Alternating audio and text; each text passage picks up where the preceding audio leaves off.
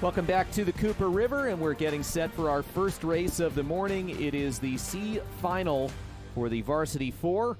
We will have 5 different schools competing. There will be 6 boats in there. Cornell has 2 boats competing, their A boat and their B boat in the Varsity 4 C final, if you can stick with that. Black and white are led by the Coxon Carrie Truong, first year from Oakland, California. And they've got Ava Wenick, Kaya Thomas, Susan Solberg, and Clara Grochowska in there. And they are already off and underway this morning.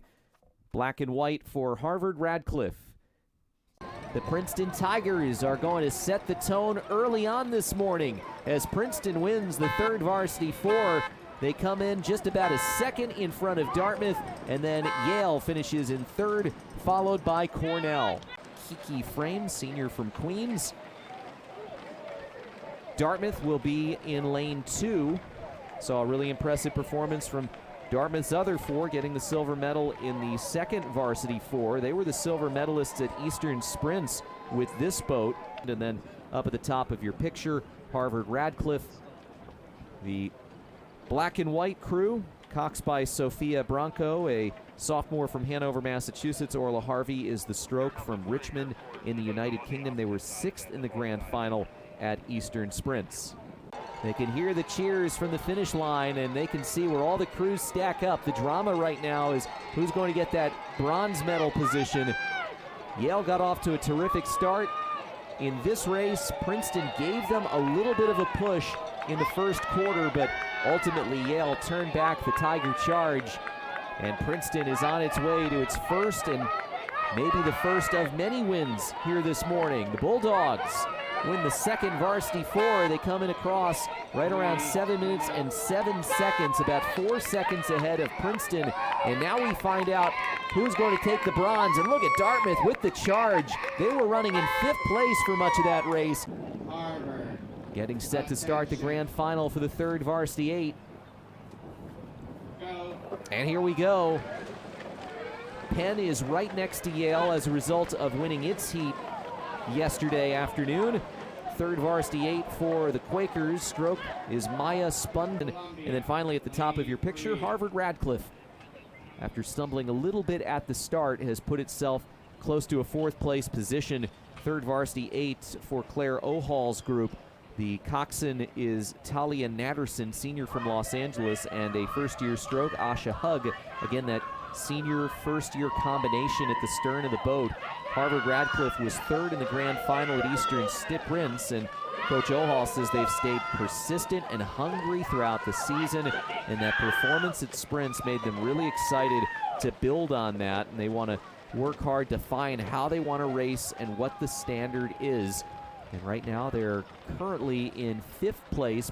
Impressive racing there for the Bears to come from behind. They kept Yale within their sights the entire time and then made their move.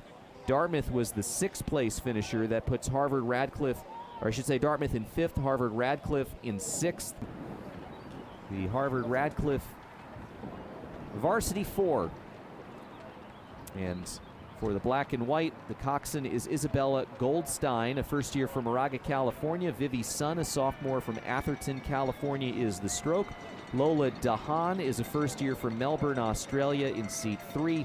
In seat 2, it's Adela Garcia Rodenas, a first year from London, and another London native, Aurelia Elliott, is at the bow for the black and white. And at the bow, it's Percy Wayne, a sophomore from Old Greenwich, Connecticut. This is a great job by Harvard as well here in lane 1. They were in last after that start off alignment and have now brought it within that 3rd place race between Penn and Brown at the top of the river. So a great job by Harvard-Radcliffe, and this is a tight race as we approach midway through, and it's Yale in front, but everybody else within striking distance.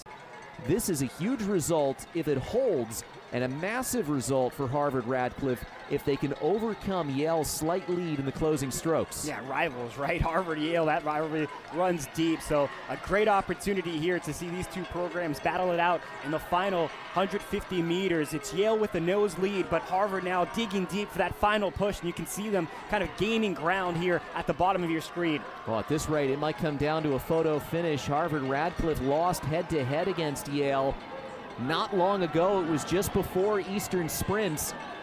And they're in lane one. They have been with the Bulldogs the entire time, and the black and white are trying to make their move. We'll see the finish line come into view, the buoys very shortly. The hard-charging Harvard-Radcliffe squad has been eyeing Yale, who has led for much of this race. This might be too close to call. They're getting close to the finish. Who's it going to be, Harvard or Yale in the Varsity 4? It's neck and neck, and it's Yale by a nose over the black and white. Condrad, a senior from Cohasset, Massachusetts. She ran the Boston Marathon last year during the season.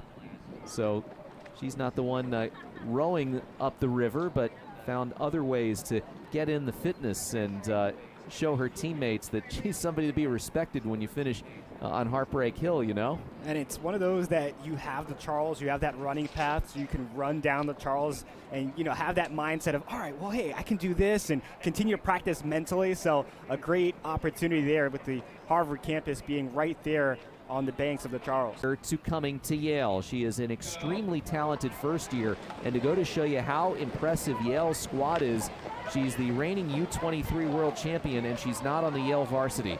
She's on the second varsity 8, but still stroking this really impressive crew. By Brown, they were the bronze medalists a year ago. They won the second varsity 8 2 years ago.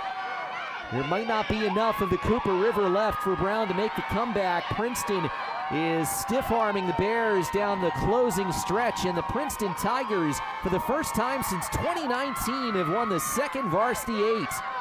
And ultra close between Yale and Brown at the end here. It looked like maybe Yale had done just enough in the closing strokes to gain silver medal position. And now we move on to our final race of the day in the Ivy League Championship. It has been a spectacular showing from all of these programs, and we will see what we have in store for this final. Will we see Princeton win its 9th consecutive Ivy Championship? Will somebody knock them off? And who's going to take the big trophies on hand for the team points and the NCAA qualifying? They'll be right next to Princeton. And you expect those crews to be in it at the end. Princeton, 8 consecutive championships in the first varsity 8, 11 of the last 13. They're right behind Yale in the NCAA regional rankings. And they've got a different boat this year. They only returned 2 of the 9 athletes from that championship winning group in 2025, but it hasn't seemed to matter who's wearing the Princeton uniform. Princeton is going to make it 9 in a row, and once again, the Tigers are the Ivy League champions in 2026. These are the team point standings in the Ivy League, taking into account all the boats that were raced this morning. And for the second consecutive year, Yale wins the team points championship. Even though they don't win the Ivy championship, they have 2 more points than Princeton, and then a big gap between 2 and 3. Brown finishes in 3rd place. They are the bronze medalists from the team points perspective. And Harvard, for the second consecutive year, finishes in 4th place, just a scant point ahead of Dartmouth. So back-to-back years in which Harvard and Dartmouth finish 4th and 5th. Columbia jumps Penn from a year ago. What a day of racing. Exciting finishes. Things that you couldn't predict, things that you might have predicted. I think we thought we were going to see some high-quality rowing, and that was absolutely on tap here today as the Ivy League shows itself to be the strongest conference in college rowing once again. Amazing student athletes on display. We're proud that we could bring it all to you. I want to thank our outstanding crew on the Cooper River. For them and my broadcast partner, Luis Sanchez, this is Alex Vespoli saying so long. The 50th Ivy League Rowing Championship. It lived up to the hype, and Princeton, just like they had been before, finished as Ivy League champions for the 9th consecutive year.